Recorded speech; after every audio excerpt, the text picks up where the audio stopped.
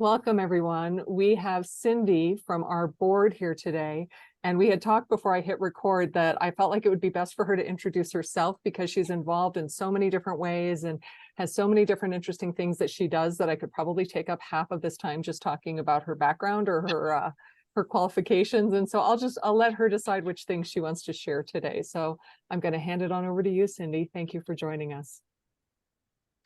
So this is Cynde speaking, Cynde Vaughn, and I'm definitely not going to go through everything that I do, mainly because today I wanted to address the topic, Lauren, that you had reached out and asked about, which is essentially to talk about what is an SSP, a support service provider, and how does that make a difference for me in my life? How am I utilizing that person in that role?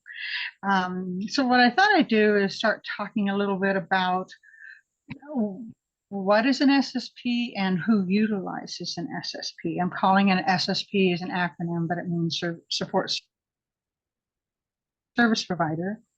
And to begin with, a support service provider is someone who provides information as in audio and visual information, environmental information to an individual who is classified as deafblind. I'm a deafblind individual, and deafblind is its own category, and it encompasses a lot of different groups of folks. So I'm just going to briefly touch on the continuum, but just so folks understand that it could include somebody who has no vision and no hearing and might be actually someone who gets all of their information tactily, meaning through touch or smell or taste or whatever.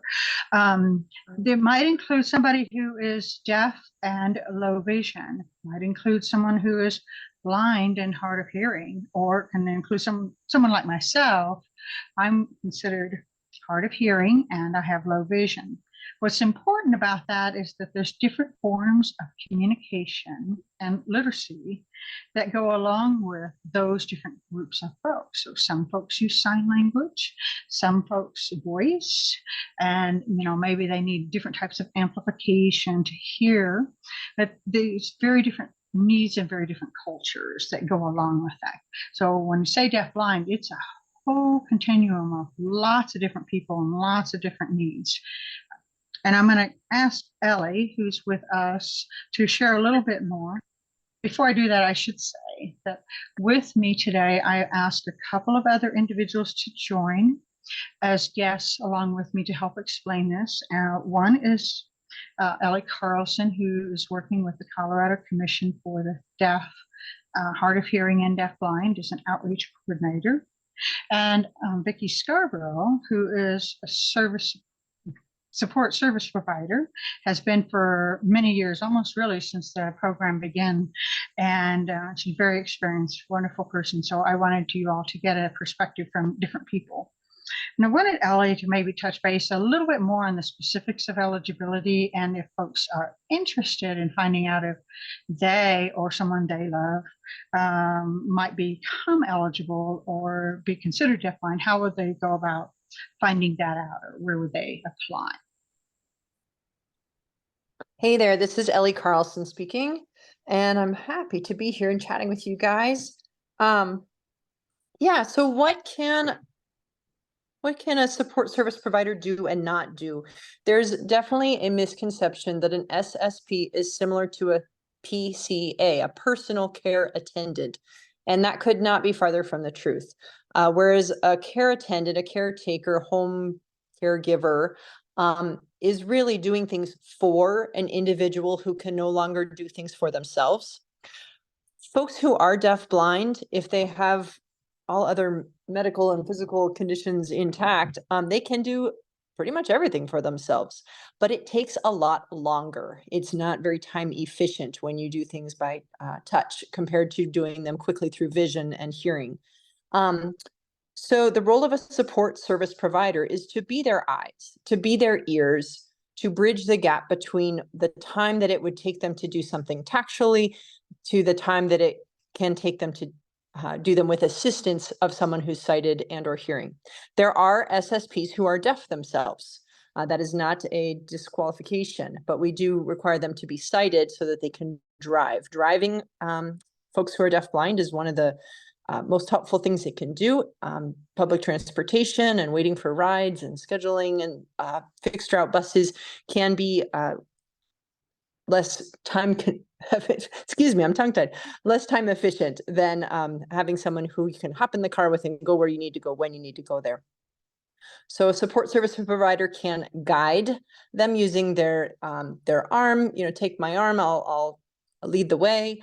Many people are using their white cane or their guide dog in addition for mobility, but again, an SSP makes that a little more efficient.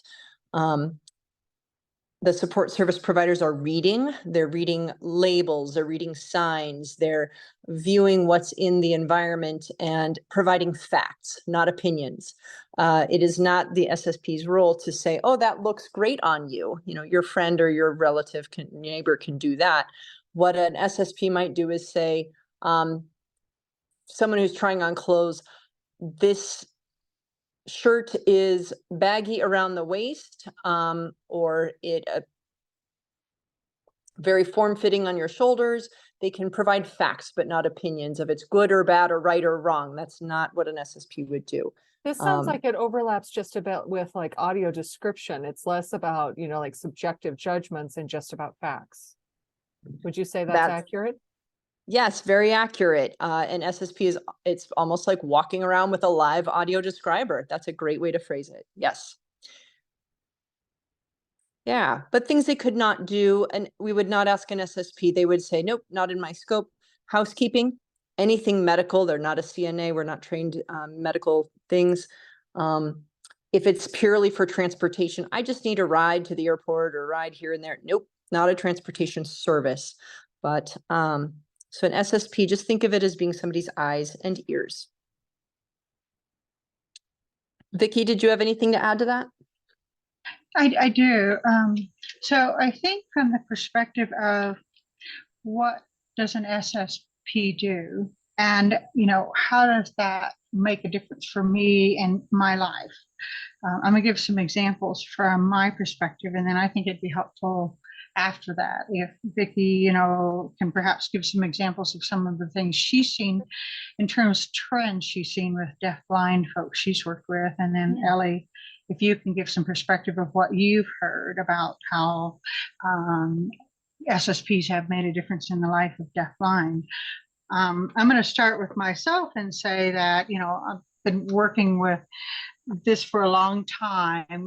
It's probably been the last 10 years that we've been working on bringing about services into Colorado. And when we first started, we had 6 hours a month available. And one of the first things that I did that made a huge difference in my life was I wanted to go and shop for presents for like Christmas and birthdays for my family members, because up until then, I had always had to depend on at least one family member or a friend to go with me. And it was always a frustrating experience because, people who know you, who are friends or family, they have a different role than an SSP. Now, they have their own agenda, their opinions, and while I might start out with knowing exactly what I want to do, remember with a family member or friend, I get a lot of pressure about, well, why not do what they want to do? Or they have a better idea, maybe they don't think my idea is so great. And maybe they run out of time or it's just not convenient. And so in the end of the day, it can be one of the most frustrating experiences just to go out and do some simple shopping. But it gives me personally a lot of joy to give a gift to someone that's just, completely from my own heart, basically, what I perceive that person might need or want. It's a gift from me, and it's an exchange that's between me and the individual I'm giving a gift to, as opposed to involving other family, other friends, and other agenda. So I know I started out that way, and as the SSP program has grown and we now have more hours available, over time I have, moved beyond that to, I've been able to utilize the support to do everything from going to different stores to, get supplies for my plants. So I have one plant that's over 50 years old, and, get the supplies to keep my plant going, and get those things that I need for my pets, but also to join community organizations and become an active member of different advisory boards, not only for Audio Information Network, but also for government. I'm on a number of different government advisory boards, and I've been doing a lot of work with the DeafBlind in Colorado. I wasn't doing any of that before there were support service provider and that program and service available in Colorado. And that's just huge, because it made a world of difference between my just getting out of the house to do one thing to, helping make the difference and be a real positive influence in the lives of other people. So having said that, I guess I would, ask Vicky, what have you seen in terms of the role of an SSP and how that has had an impact on the quality of life for folks who are deafblind that you have worked with? And maybe you want to talk anything about you. Yeah, okay. So this is Vicky Scarborough, and thanks for having me on today. I've been working as an SSP for 7.5 years, almost 7.5 years. Before that, I worked as an educational sign language interpreter for about 4 years. So that enabled me to be able to use sign language as a support service provider, which I think has been really helpful. And then in the last year, I've done some audio. I've learned the process of becoming a writer for audio description. So ultimately, I think that helps enhance my skills as an SSP. I loved Ellie's comment earlier, like an SSP is just a walking audio description. That's just the perfect way to put it, because that's a lot of what we do. But as far as across the board, gosh, I've seen a lot of change, like you were saying. I'll give an example of a person that I've worked with that was pretty nervous about attending a conference. It's like, well, I don't know if I can go, and well, let's see. Well, I'm going to have an SSP, and I don't really know what that means. And it's like, oh, okay, I got you. We'll figure it out. And now 3 years later, he is active member of the board, and really participating in this community, which is amazing to see, just like one end of the spectrum to the other. So it's just seeing the confidence being built, and just the independence that has blossomed just from being able to utilize the SSP services. So it's definitely something I love being a part of. I love my job, and I love watching different members of the community just continue to grow, which is amazing. So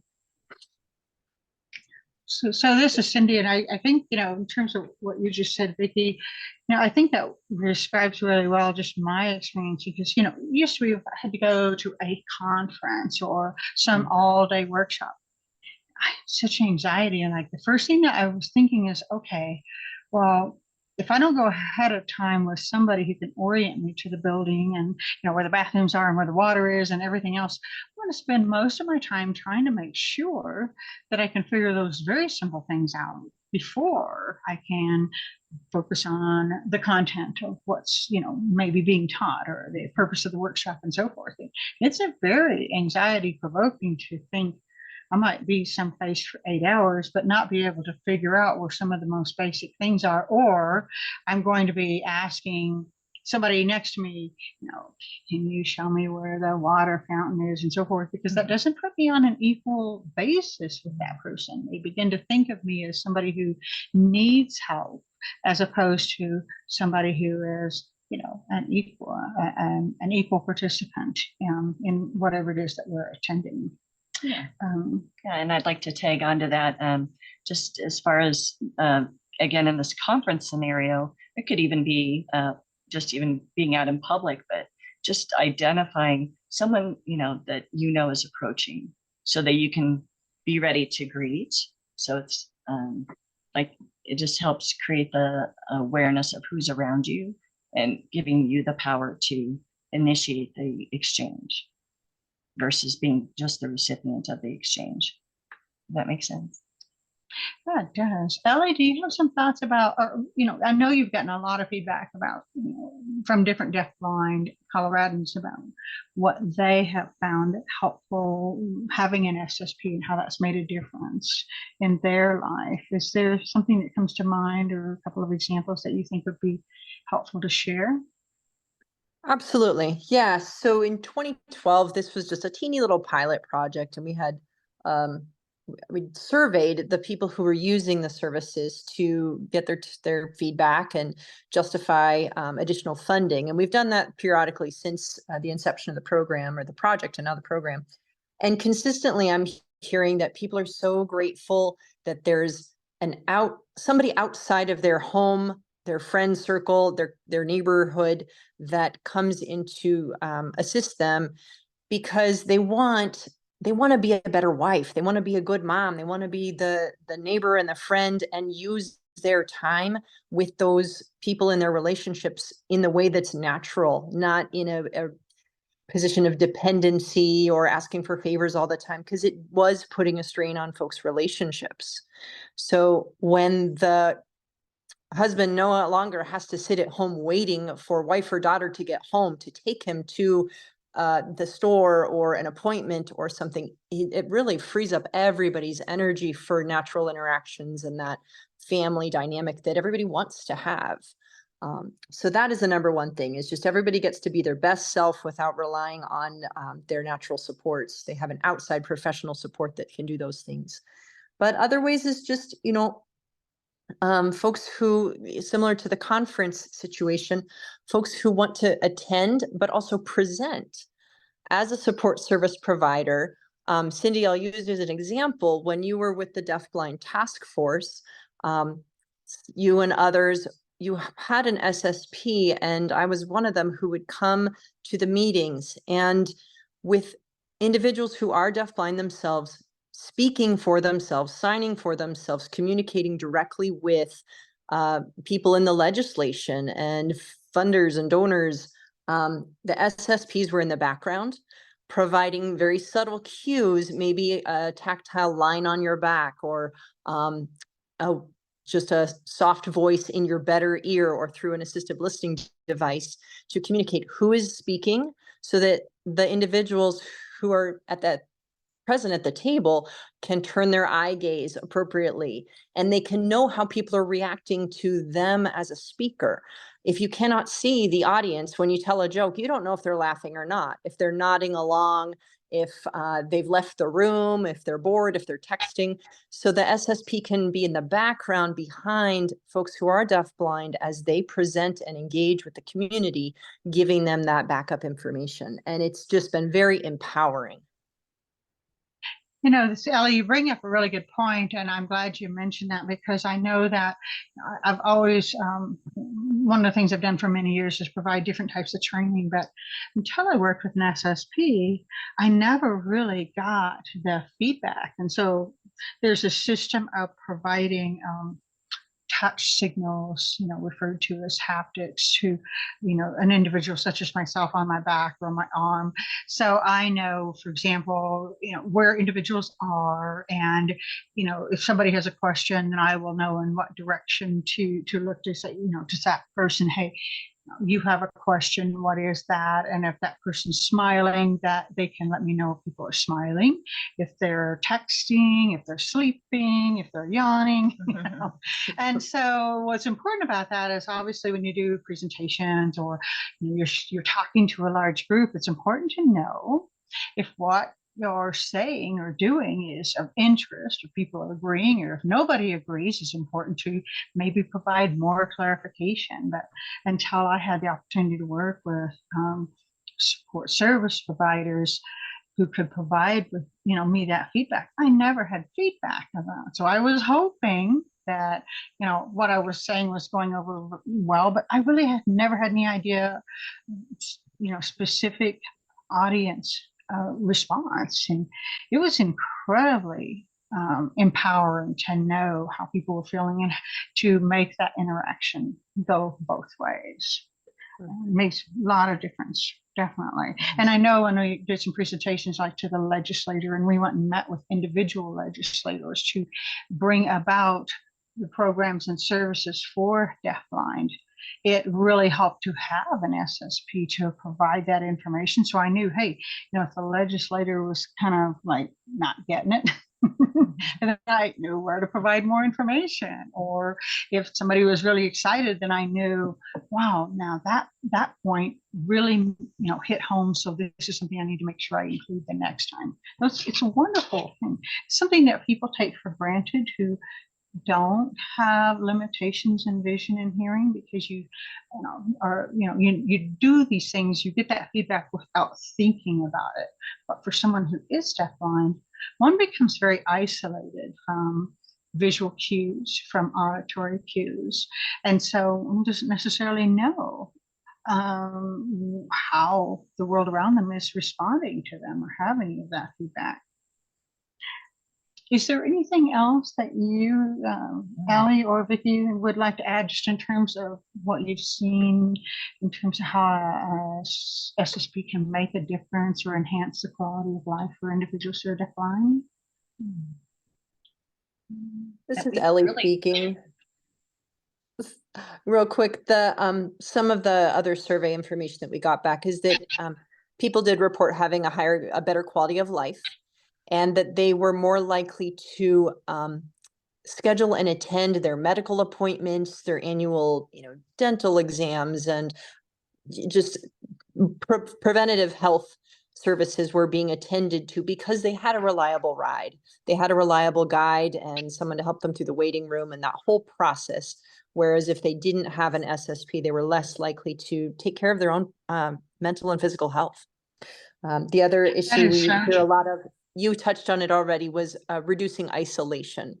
So people were not feeling like they were stuck at home by themselves all the time. They looked forward to their scheduled hours with their SSP, and they made plans and were very self-determined of how to budget that time and what they wanted to spend it on. The SSP does not make decisions for the individual who's deafblind. They really run the show. They create their own shopping list. They, say which store they're headed to. They, let's go for a walk today. Let's pick flowers today. Is there a garage sale happening today? Let's just walk through and see what they've got out in the driveway. It is very self-directed, and that's not time that folks who are deafblind were accustomed to having prior to this program. So, Ellie, I have a quick question before we move on to, maybe looking at folks who might be interested in becoming an SSP. How would a person who, has low vision or is hard of hearing and wonders if they meet that criteria of being deafblind, how do they reach out to find out about this service or apply for eligibility? Certainly, great question. So the program is currently housed in the State of Colorado Commission for Deaf, Hard of Hearing, and DeafBlind. The acronym we use is CCDHHDB. There is a website with information and an email. I have a direct email as well as the DeafBlind Services team email. And the best way is to reach out through email or our phone number. We have a main phone number and my personal direct line number through the state. Is that information you'd like me to share through this call? I think it would be So great. So that was my question to Lauren, is that something we should provide here, or should we provide that afterwards for you to put on the website? We can do both. Okay. So I will take the time to read them out if you'd like, or we can skip that and edit to you later. All right. So the Commission Deafblind Services Program can be emailed anytime. dbs.ccdhhdb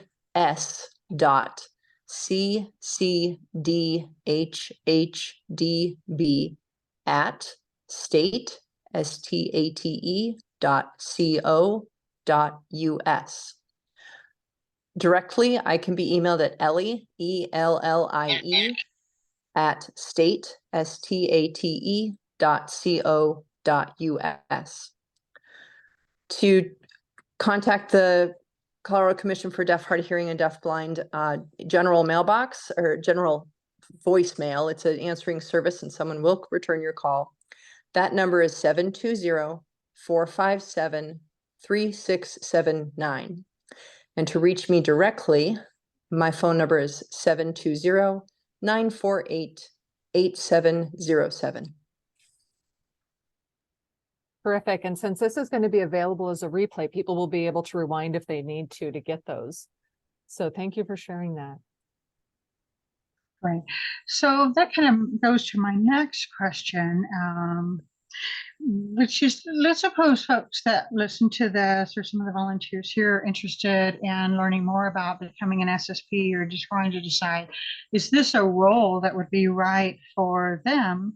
Maybe we can touch base a little bit on, you know, what does it take to be an SSP? What is what are the frequently asked questions, and what is the training that one can expect? And what are the most important qualities to have if you're thinking about becoming an SSP? Vicky, do you want to take the lead on that? Oh, okay, sure. As far as the frequently asked questions, gosh, Ellie touched on it earlier that a lot of people misunderstand the role and think that we're caregivers. So that's just already been clarified. I think the main thing I'd like to punch on that is that I'm always reminding people that I work with, this is your time. What would you like to do? Mm-hmm. You know, it's not about me. This is your time.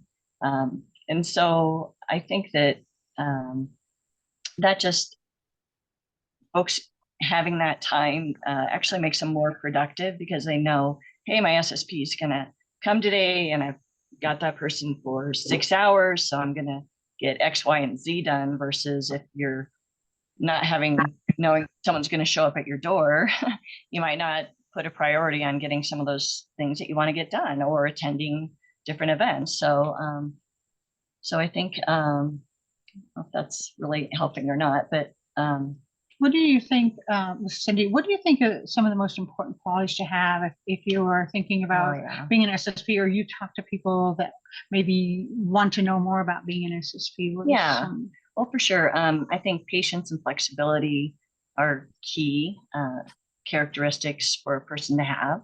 You need to be really flexible and you may start off with like, hey, this is what we're going to do today. And then all of a sudden something else changes and you're going 180 degrees the other direction. And that's just part of it. It's just go with the flow, and your consumer is taking the lead. You are just there to support. So not being set in, hey, you said we were going to go grocery shopping or we were going to go shopping at Kohl's for clothes. It's like, okay, well, let's shift and we'll go do what we need to do. But patience and flexibility would definitely be really, really important. Be two things I would say.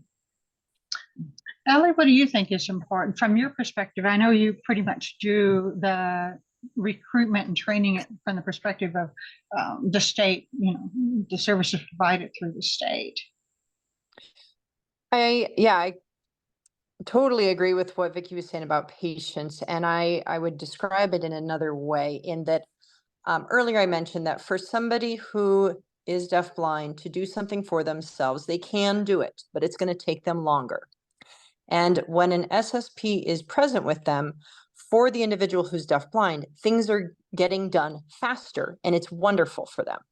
For the SSP, things are still taking longer from their perspective than it would if they were to do it themselves using their vision and their hearing if they have it.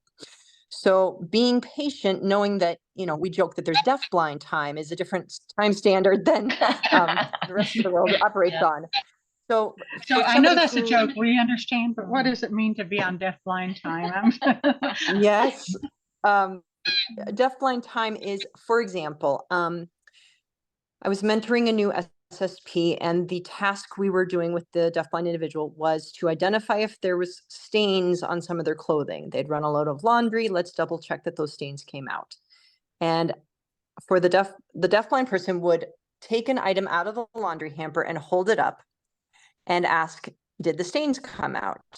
And when I'm mentoring, I get on, for this individual, I got on their correct side of their best ear, and I was speaking into that best ear. There is still a stain near the pocket, the chest pocket. And when we did that a few times, I would describe, sometimes maybe with permission from the individual, I would touch on their back in reference to where that stain was. If it was on the cuff of the sleeve or, you know, down towards the front or the side, I could do a tactile reference. When I turned it over to this new enthusiastic person, hoping to become an SSP, and they will, but in the learning curve, what's tempting is to grab the garment from out of the laundry bin, find out where it is, and spray it with the stain spray themselves. And the deafblind person did not have any participation in that. They don't know where the stain was or how it was addressed, or even which garment it was and where it went. So slowing down to a pace that engages the individual who's deafblind to be active part of that process is very empowering, but can be very difficult and even frustrating for the wrong person for the job.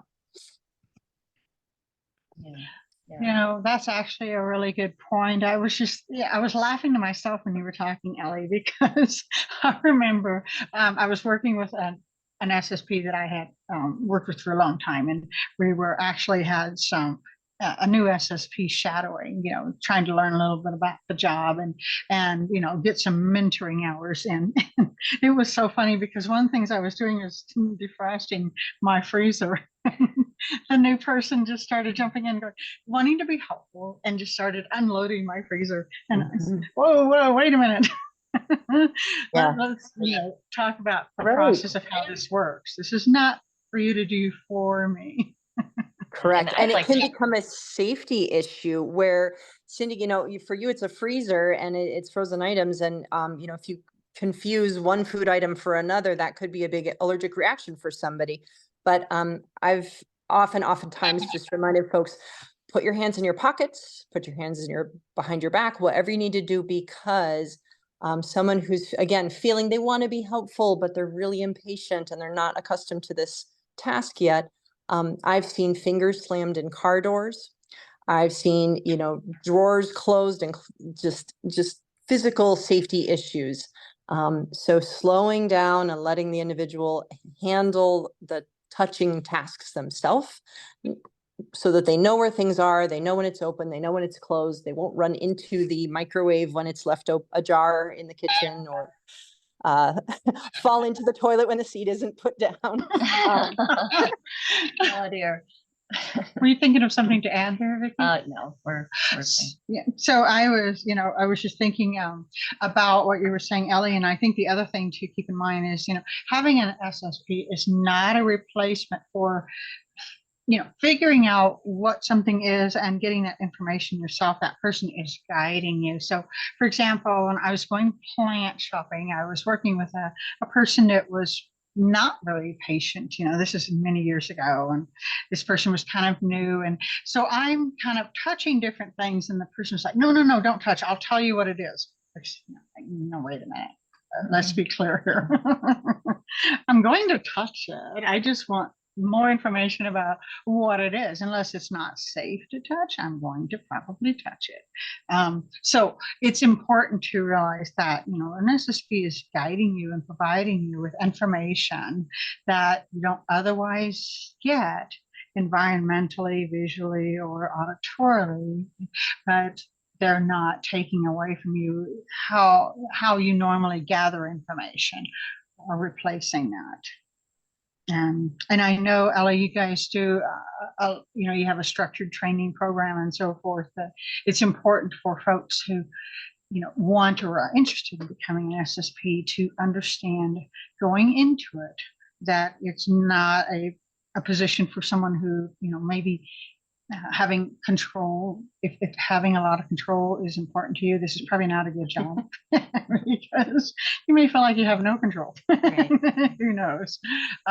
What's nice for me as a person who is deafblind is when I have someone who is an SSP work with me, I know that, you know, I may have a list. I always have a list of things I want to get done, and I'm hoping that I can get everything done in the time that I have allotted. But it's my agenda. It's not up to, you know, family members, friends, or whatever influences, boss, you name it. It's totally my time and my agenda. And at the end of the day, what's going to come out of it is, you know, how well I plan for getting that stuff done. You know, I cannot expect that my SSP is going to figure out the directions to where I want to go. I need to look up the address. I need to, you know, get all of the information together to make things go smoothly and quickly, as opposed to expecting that SSP to do for me. And I think that's one of the most common myths is sometimes folks come in who've been in other help roles and they are used to doing for someone else, and that's how an SSP is very, very different. One thing I was wondering is if, you know, let's suppose folks are interested in becoming an SSP. Right now, I know there's this program through the state that's available. How would they apply, or what do they do, Ellie, in order to, you know, explore that? Who do they get in touch with, and how do they contact whoever to find out about that? Certainly. So at the Colorado Commission for Deaf, Hard of Hearing, and Deafblind, there is a team of about 5 people who are currently coordinating deafblind services. And the SSP program is one of those services. At the moment, I'm the point of contact for anyone interested in becoming an SSP, also for anyone interested in using an SSP. So either end of this deal, folks can reach out to me or contact the main number or main email address that I listed earlier.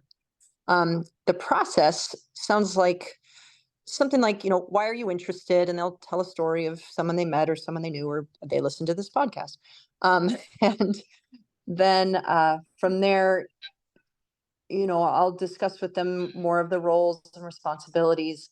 I do have some documents that explain more of kind of the guidelines, the scope of the job, what it is, what it's not.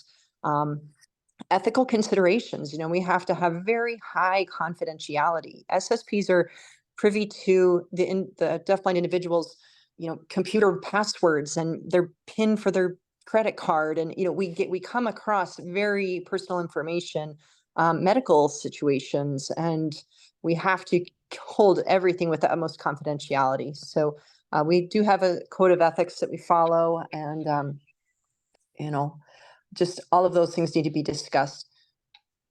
Folks who have a background in or an interest in blindness or low vision, deafness or hard of hearing, folks who are familiar with American Sign Language, such as Vicky came to this role with American Sign Language skills, as did I.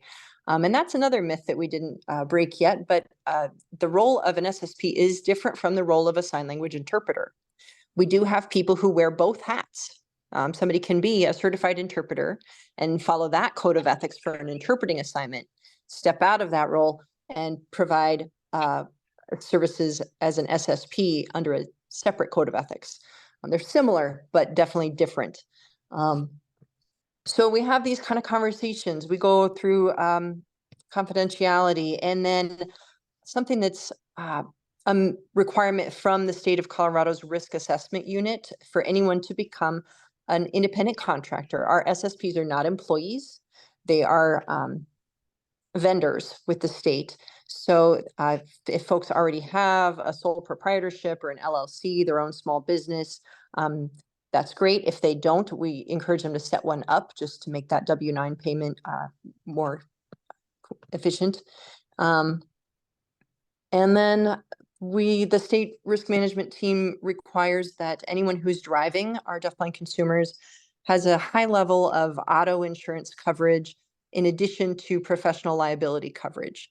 So for some folks, if they don't have a clean driving history, or unfortunately males under the age of 24, the cost of increasing their auto insurance coverage is astronomical. And it may be a deal breaker, but that's a conversation we have. There are some SSP assignments that do not require driving the consumer, and we can steer those assignments towards folks who are unable to provide the required amount of liability insurance. If somebody fills out all the forms, gets all approved with insurance and the state, then the next steps are we do 3 hours of training, and part of that is watching some videos and then having some discussions. Part of it is hands-on. I do put folks under either a blindfold or some low vision simulator glasses to just get a little bit of perspective. What is it like to see the world differently or not see it? We have some ways to simulate hearing loss beyond earplugs. We can, there's soundtracks that mimic what it's like to hear through hearing aids or cochlear implants. So I expose folks to that for some perspective and sensitivity training. And then at the moment, we're doing 5 hours of observation. So if I accept an assignment to go work as an SSP, I will then have a new recruit shadow me, and I will model those behaviors, and we have some discussion before and afterwards of why I was doing the things the way I do.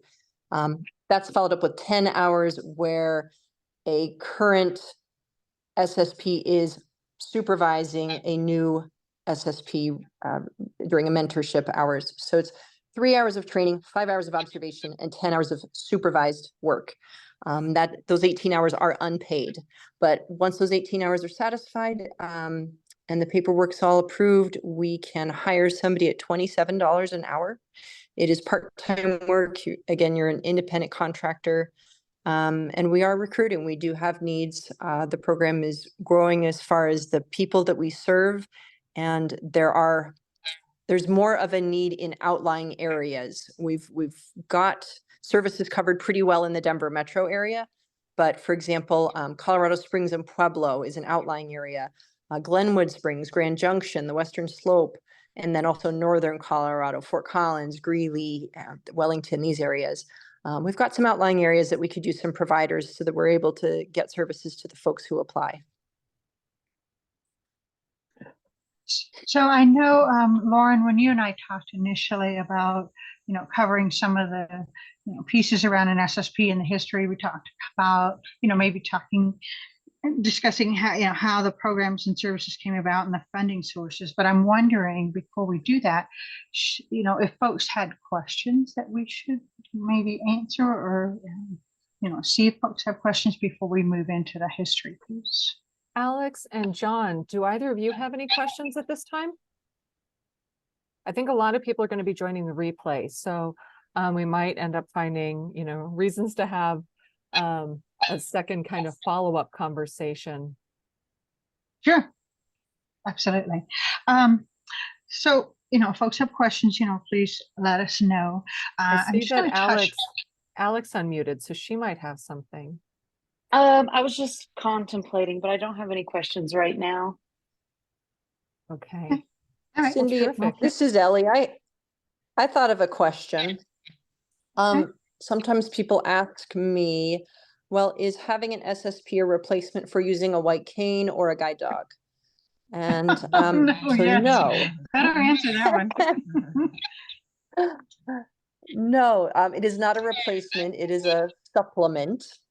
And there's a whole nother service that we provide through the Colorado Commission for Deaf, Hard of Hearing, and DeafBlind called Orientation and Mobility. And the field of orientation and mobility is assessment and training for folks who are blind, low vision, or deafblind on can they get around safely and independently using the white cane or a guide dog or the remaining vision. So I happen to also be a certified orientation and mobility specialist, which is why I'm speaking to this.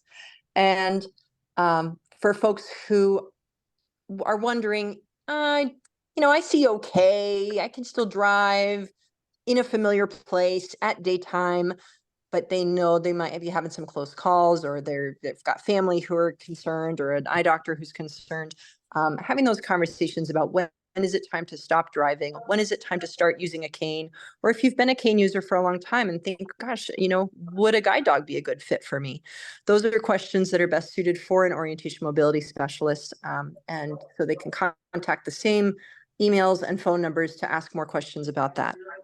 That's great information. Thank you for sharing that. I think what's important about what Ellie said is that at the commission, those programs and services are specifically around the needs of deafblind, and the orientation mobility is traditionally kind of geared towards blind, low vision, and there's not a lot of folks who teach orientation mobility who also have the skills to help folks who are deafblind, because a lot of one's ability to orient oneself to where they are to travel successfully does involve, if you have good hearing, it does involve relying on that. And when you don't, there's some different tactics that one uses to be successful in being able to travel and orient oneself independently. And of course, there's other apps and that sort of thing. That's a whole different program. I think just in terms of touching on the history really quick, I know that way back in 2012, which is actually when I first met Ellie, Ellie, you were with Helen Keller at that time as a representative for Colorado and I think 5 other states, and you were based in Colorado and had done some work around setting up a pilot project just to get this sort of stuff kicked off. But I wondered if you want to touch base on that a little bit in terms of how that got started. Sure. You're correct, Cynde. So in the year 2012, I was working for the Helen Keller National Center as the Rocky Mountain Regional Representative. And we did a kind of a survey. It was a needs assessment questionnaire of all the folks that we had identified with deafblindness, what were their current needs and concerns? And transportation was one, and isolation was another. But consistently, there were folks who had heard about support services providers, but knew we did not have them in Colorado. So folks who knew people in Seattle or Minnesota or New York, they'd heard about these SSPs, and a lot of folks were leaving Colorado to move to other states where services were better for folks who were deafblind. So we followed the results of that questionnaire, and I reached out to a coworker who had initiated a support service provider project in Southern California, the San Diego area. And that had been launched as a grant program. I said, well, gosh, the Colorado Commission for Deaf, Hard of Hearing and Deafblind, they annually invite people to apply for a grant, and maybe I could get a grant and start this SSP thing here. So that's what we did. I will not take credit for writing the grant. I am not a grant writer, but I could beg, borrow, and steal a grant that was successful and change a couple words to make it applicable to Colorado in 2012. Submitted that to the commission and it was approved. That's how we got our first $10,000 a year for those 6 hours a month for about 8 people and a couple of providers. It was a tiny little itty bitty seed money kind of thing. And look at us now. So. And the other thing that came about as a result of the work that you did at Helen Keller is just beginning to bring together the deafblind community, which is sort of how I began getting involved. I know I was first referred by Department of Voc Rehab. My counselor, who happened to be a wonderful counselor, said, it's giving me resources. And she said, you know, you might try calling Helen Keller. And I said, why? That's for people who are deafblind. I didn't think of myself as deafblind at that time. I didn't understand that, you know, if you had any hearing or vision at all, that you would still fall under that continuum. So I, you know, began to work with other people who were deafblind, and we began to network, and we reached out to the Colorado Commission. At that time, it was the Colorado Commission for the Deaf and Hard of Hearing.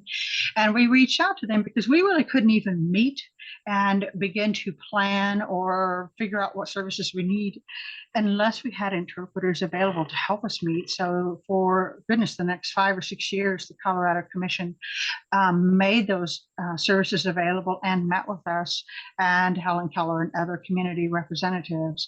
And we actually began to formulate what are our needs. And then we put together our primary needs in terms of if we went to the legislature and asked for funding, what programs and services are appropriate to fall under the state, and what are the primary needs, which we, looked at.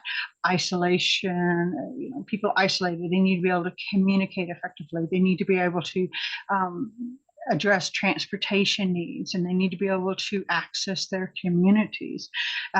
Just number of things. So we put together sort of the overall needs, a description of that. And then I was one of 3 people who got together. We got people who volunteered as interpreters and SSPs, and we met with individual and groups of legislators for about 3 to 4 months. It was myself and Carolyn Haas, who's another deafblind individual, and Heidi Zimmer. These were all people who were part of our task force that we had put together. And so we actually met with all kinds of legislators. I think altogether we must have met with at least 40 of them. And we were able to work with them to draft some legislation. And we actually ended up having programs and services get funded successfully with almost no one saying no. To be honest with you, it was definitely a bipartisan supported type of service, and it ended up being funded through the Disabled Users Fund. And then those services were sort of housed under the Colorado Commission for the Deaf, Hard of Hearing, and then we added DeafBlind, so it's now DeafBlind, is more alphabet soup under there. And then part of that funding was for an outreach person and for a person who manages the services for SSP services and orientation mobility. So saying that, I guess I'll throw it to Ellie and say, now, what do the services look like today? And if somebody reached out, what could they expect, to receive if they were to contact the commission? Yeah, great question, Cynde, and thanks for just being a part of that and really pushing things forward from that little bitty grant to the bigger, broader, more sustainable funding. So yeah, in addition, I mean, the biggest change was just adding DeafBlind to the services that the Colorado Commission for Deaf and Hard of Hearing was already providing. What they were providing is sign language interpreting services, the real-time caption services, specifically for courts and other state sanctioned events. If you attend a town hall that's hosted by the city or the governor's office, those events are open to the public and they need to be made accessible. So similarly, we want to include folks who are deafblind in those services. So sign language interpreting, caption services, the support service providers, of course, orientation mobility, we mentioned. There's a program called I Can Connect, and it's the equipment distribution program related to telecommunications. So the Federal Communication Commission years ago agreed that not all phones and not all computers were accessible to folks who were deafblind, and they created this system for individuals to receive equipment and training if they need it, to make sure that folks can make a phone call to 911 or to make sure that they can send their resume in an email to get employed. So the I Can Connect program, we have a point of contact here, Joanne Hirsch. And again, these are services that you qualify for based on the combination of vision loss and hearing loss, deafblind. And then the newest one we've starting to launch here this October is the Community Intervener Program. So intervener is a word, it's launched up in Canada, but for school children who are deafblind, to have somebody be their eyes and ears and connection within the school system. So it's not an educator and it's more than a paraprofessional, but somebody who can kind of, again, be the descriptive narrator for the classroom and the recess yard and the lunchroom and the, soccer game, all of those things, so that children who are deafblind can still participate at an equal level as their hearing sighted peers. So what's happening now in Colorado is we're launching a community intervener program where folks who are outside of school hours experiencing deafblindness and want to participate in an after-school activity or a weekend field trip or something with their family. Their family's attending a Rockies game. And again, similar to the support service provider, the family, they want to be the family. And for that individual to have somebody with them explaining the scoreboard or the pattern of running and the concession people coming over and all of those environmental experiences that they're missing out by not having vision and hearing, the community intervener program is there to support that and bridge relationships so that kids can go on play dates. They can go to prom. They can go to, just all the great things that kids have the opportunity to do, but deafblind kids are usually left out of.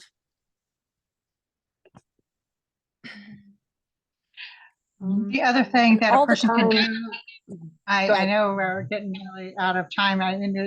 There's so much information. People can also, if they connect with Ellie at the commission, get signed up on the listserv, which means they can connect with other people who are deafblind on a Google group, as well as come to meetings we have every other month with the Deafblind Advisory Citizens Council, works in advising the commission on what are how to best meet the needs of folks who are deafblind, what the needs are, and figuring out where we can advocate in the system to meet those needs. Are those meetings something that people who are not deafblind, would people be able to go and learn more about the challenges and experiences? Yes, they could. It's definitely a public meeting. They're every other month. And therefore, individuals, who are deafblind, their families, people who work with folks who are deafblind, or the general public, people who are interested in That's learning more. terrific. Thank you. Definitely. And then the last thing I'll mention is just any agencies that want in-service training or public events. There's an opportunity for outreach and sharing of resources. So consider the Colorado Commission for Deaf, Hard of Hearing, and Deafblind kind of a clearinghouse of resources. We have lots of information on our website as far as info guides and FAQs and descriptions of more in depth of some of the things we've talked about today. Also just other agencies that we partner with or refer back and forth with, such as mental health. Just all kinds of different great things are listed on the website, and call or email anytime. Thank you so much for all this amazing information, Ellie and Vicky and Cynde. I feel like it's really educational for our readers because there's a little bit of a disconnect, and our readers feel it anyway, just because so many of them are reading at home and then their audio is uploaded into this portal and there's very little contact with the actual listeners. And so I love these opportunities for our readers to learn more about the experience of our listeners, and also to learn that our listeners are not just a monolith, that there are these diverse experiences amongst our listeners. So thank you so much for sharing this information, these resources. And I know that this will be viewed by a lot of people, so that you're going to be able to help a lot of people by sharing this. So thank you so much. Thanks for reaching out and asking. Thank you so much for having us. Yeah, you're very welcome. This was great. Thank you. Thank you everyone who came. And Cynde, why don't I hand it to you to wrap things up?